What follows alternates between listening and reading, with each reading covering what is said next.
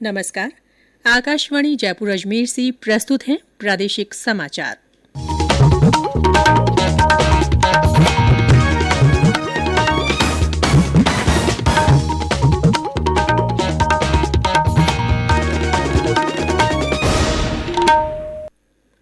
समाचारों के साथ मैं रितिका गुप्ता।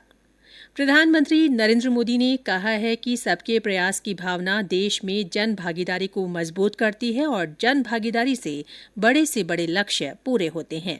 आज आकाशवाणी से मन की बात कार्यक्रम में श्री मोदी ने स्वच्छ भारत अभियान का जिक्र करते हुए कहा कि समय के साथ अभियान का विस्तार होता गया और इससे नए नए इनोवेशन भी जुड़ते गए। इसी कड़ी में प्रधानमंत्री ने सवाईमाधोपुर जिले के रणथंभौर में युवाओं द्वारा चलाए गए मिशन बीट प्लास्टिक अभियान की चर्चा की। भारत में आप कहीं पर भी जाएंगे तो पाएंगे कि हर तरफ स्वच्छता के लिए कोई न कोई प्रयास जरूर हो रहा है। राजस्थान के सवाई माधोपुर का भी प्रेरक उदाहरण मेरी जानकारी में आया है। यहाँ के युवाओं ने रणथंभौर में मिशन बीट प्लास्टिक नाम का अभियान चला रखा है, जिसमें रणथंभौर के जंगलों से प्लास्टिक और पॉलीथीन को हटाया गया है। सबका प्रयास की यही भावना देश में जन भागीदारी को मजबूत करती है और जब जन भागीदारी हो तो बड़े से बड़े लक्ष्य अवश्य पूरे होते हैं। प्रधानमंत्री ने सरकार द्वारा पिछले कुछ सालों के दौरान दुनिया के विभिन्न हिस्सों से वापस लाई गई भारतीय मूर्तियों का जिक्र करते हुए कहा कि इनको वापस लाना भारत मां के प्रति हमारा दायित्व है। उन्होंने कहा कि जिन देशों में ये मूर्तियां चोरी करके ले जाई गई थी, उन्होंने भी भारत के साथ सहयोग का रुख रखते हुए अपनी जिम्मेदारी निभाई। श्री मोदी ने भारतीय भाषाओं को संस्कृति और विरासत का प्रतीक बताते हुए कहा कि कश्मीर से कन्याकुमारी और कच्छ से कोहिमा तक सैकड़ों भाषाएं और हजारों बोलियां एक दूसरे में रची बसी हैं, जिस पर हर भारतीय को गर्व है।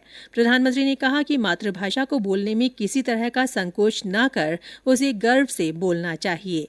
उन्होंने कहा कि मातृभाषा के विज्ञान को ध्यान में रखते हुए ही राष्ट्रीय शिक्षा नीति में स्थानीय भाषा में पढ़ाई पर जोर दिया गया है।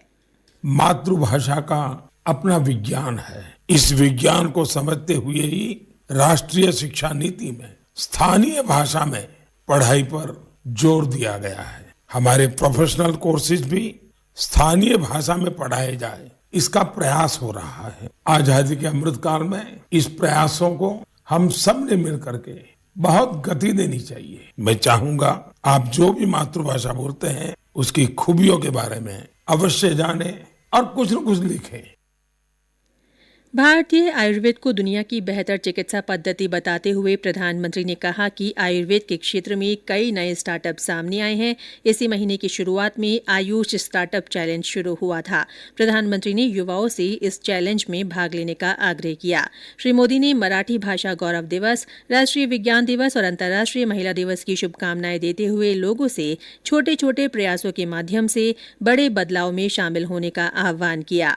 कार्यक्रम के अंत में उन्होंने देशवासियों को शिवरात्रि और होली सहित आने वाले त्योहारों में वोकल फॉर लोकल को याद रखते हुए स्वदेशी उत्पाद खरीदने की अपील की।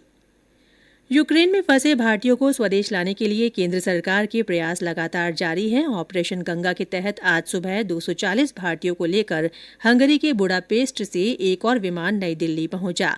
यूक्रेन में नागरिक हवाई गतिविधियां बंद होने की वजह से नजदीकी देशों से भारतीयों की वतन वापसी के प्रयास किए जा रहे हैं।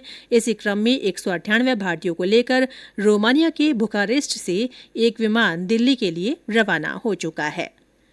राष्ट्रीय पोलियो टीकाकरण अभियान के तहत आज प्रदेश भर में 5 वर्ष तक के बच्चों को पोलियो की खुराक पिलाई जा रही है। चिकित्सा मंत्री परसादी लाल मीणा ने अपने राजकीय आवास से बच्चों को पोलियो की दवा पिलाकर अभियान की शुरुआत की। चिकित्सा मंत्री ने कहा कि प्रदेश भर में 100% बच्चों को दवा पिलाने का लक्ष्य रखा गया है। इसके लिए 54,627 पोलियो बूथ स्थापित किए गए हैं। इसके अलावा 2,215 ट्रांजिट टीम और 3,381 मोबाइल टीमें काम कर रही हैं। यह अभियान 3 दिन तक चलेगा। आगामी 2 दिनों में चिकित्सा विभाग की टीमें घर घर जाकर वंचित बच्चों को पोलियो की खुराक पिलाएगी। इसी के साथ प्रादेशिक समाचार बुलेटिन समाप्त हुआ। नमस्कार।